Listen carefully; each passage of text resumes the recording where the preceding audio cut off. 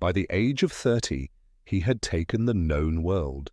No general had beaten him, no army had held its ground against him, no river, no mountain, no border had told him no and been obeyed. And then, by one account, he wept. Not because there were no worlds left to conquer. That is the version we have softened into a motivational poster. The older version is stranger and worse.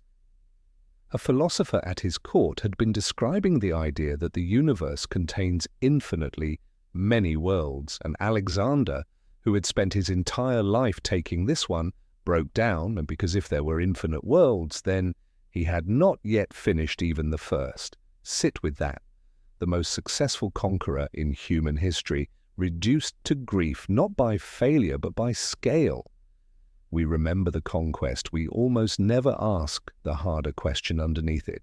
What has to be missing in a man for an entire world to feel too small? Because Alexander was never chasing territory. Territory was only the shape his hunger happened to take. To see him clearly, you have to go back before the empire, to a rough, cold kingdom on the northern edge of the Greek world, and to a boy raised, very deliberately, to believe he was not entirely human. His mother, Olympias, was not a gentle woman. She was a devotee of ecstatic religion, a keeper of snakes, and she traced her bloodline to Achilles. She did not merely tell her son stories of gods and heroes. She let him understand that something divine moved in his lineage, that ordinary expectations were not written for him. His father was the opposite kind of force. Philip II had taken Macedon, a backwater the southern Greeks regarded as half-barbarian, and forged it into the most lethal military machine the world had yet seen. He invented the tactics, he built the army, he subdued Greece itself. And in doing so he created, without meaning to, the one problem his son could never solve, a father who had already done the impossible. There is a story that as a boy, hearing of another of Philip's victories, Alexander did not celebrate. He grew quiet and bitter, and said his father would leave nothing great for him to do. Most children fear they cannot match their parents. This child feared his father would be too successful and leave him an heir to a finished world. Already the defining terror of his life was in place. Not failure. Limits. And into this house came the most rational mind of the age. Aristotle tutored Alexander for 3 years in a sanctuary of gardens. We do not have the lessons, but we have the gift. Aristotle gave the boy a copy of the Iliad, and Alexander would carry that book for the rest of his life and sleep with it beneath his pillow beside a dagger. Hold that image because the whole tragedy is folded inside it. The greatest teacher of measure the world has produced, placing into the hands of his most gifted student the greatest poem ever written about excess, a poem whose hero, Achilles, is offered a choice between a long, quiet, forgotten life and a short, blazing, immortal one, and chooses to burn. Aristotle gave him the book hoping to teach restraint. Alexander read it as an instruction manual. He chose the poem. To understand what Alexander rejected, you have to understand what Aristotle believed, because the whole drama of his life is a quarrel with his teacher. Aristotle's ethics turned on one idea, that virtue lives in the mean. Courage is the measured point between cowardice and recklessness. Every excellence is a balance, and to overshoot a virtue is as much a failure as to fall short. The good life was, by definition, a bounded life, lived in proportion, inside limits a rational man accepts because he understands that he is finite. Well, this is the philosophy Alexander was raised on, and he absorbed every part of the reasoning while rejecting the conclusion completely, because the one thing he could never accept was the premise underneath all of it, that he was finite. You can watch the refusal take shape long before the empire.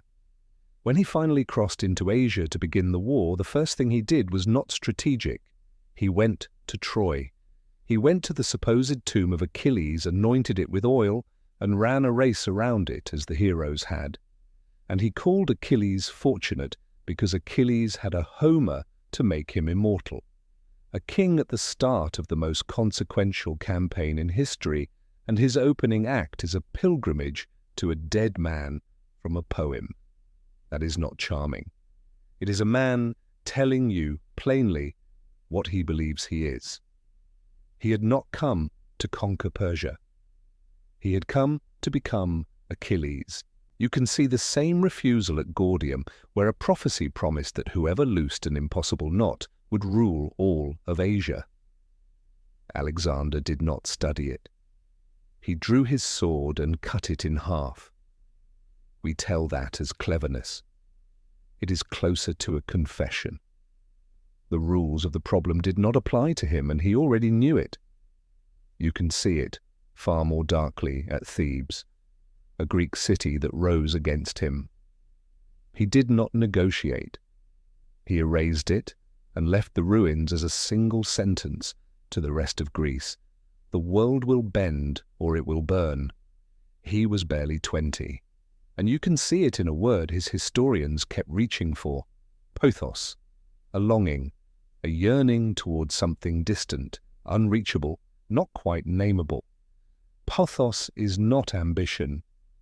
Ambition wants a thing and can be satisfied. Pothos wants the horizon, and the horizon moves away from you exactly as fast as you approach it. And this is the engine.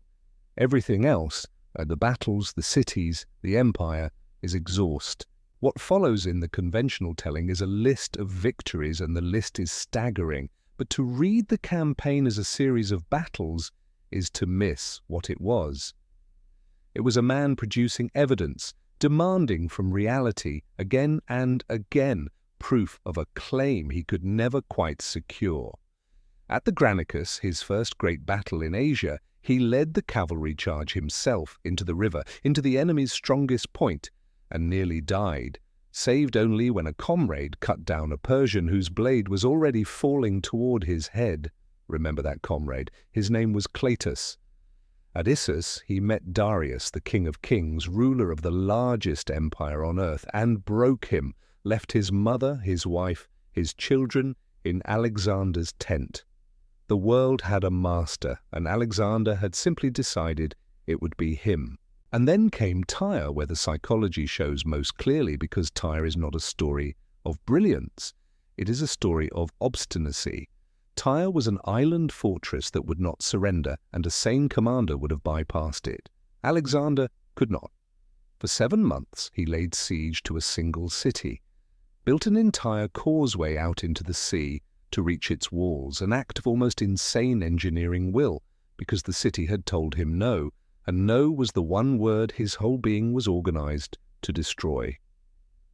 When it fell, the punishment was monstrous, far beyond strategy. The lesson of Tyre is not that he was a great general, it is that he could not let a single closed door remain closed, even when the door did not matter. At Gaugamela, he ended the Persian Empire outright. He took Babylon, Susa, the treasuries of the world, and at Persepolis, the ceremonial heart of Persia, the palace burned. Whether by drunken impulse one night or by cold decision, the sources argue still. Either way, the symbol is total. The thing he had spent years pursuing, finally in his hands, set alight. He could take the center of the world. He could not occupy it. He could only consume it and move on. Each victory should have been an arrival. Each one was only a departure. Nothing was ever enough, because nothing out there was what he was actually looking for. Here, the conquest story everyone tells quietly breaks apart. Between his great victories, Alexander did something no strategy can explain. He left his army. He took a small party west into the Egyptian desert, days of marching through nothing, to a remote oasis called Siwa to consult an oracle. Militarily, it was pointless. Pothos, his historians say, he simply had to go. What was said inside that temple, no one knows. The priest spoke to him alone, but what he carried back out was a claim, and it was not subtle. He let it be understood that he was the son of the god, not beloved of the gods the way kings flatter themselves, the son divine. This is the moment to stop watching a general and start seeing the man. Alexander was not trying to rule the world. He was trying to prove he was not mortal. He was not at war with Darius. He was at war with death, and death is the one enemy you cannot defeat by winning. You can only postpone the knowledge of it, and the postponement requires that you never, ever stop. And now, the cruelest turn. The deeper Alexander went into Persia, the more Persian he became. He began to wear the dress of the kings he had destroyed, adopted their court, their ceremony.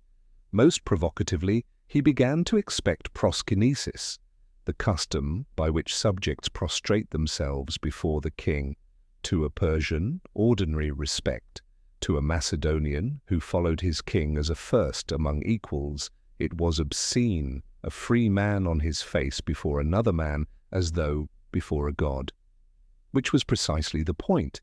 The man who marched east to defeat the barbarian was, year by year, dissolving into him.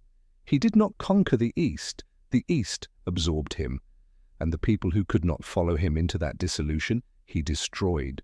When Callisthenes, the court historian, and a relative of Aristotle himself, refused to prostrate himself and spoke against the new divinity, he did not survive it. And then there was Cleitus. The same Cleitus who had saved Alexander's life at the Granicus, whose sword arm was the only reason any of this existed at all. One night, deep in drink, Cleitus dared to say it aloud, that Alexander was becoming a tyrant, forgetting the Macedonians who had made him, that his father Philip had been the greater man. And Alexander, in a rage no one could stop, seized a spear and ran him through.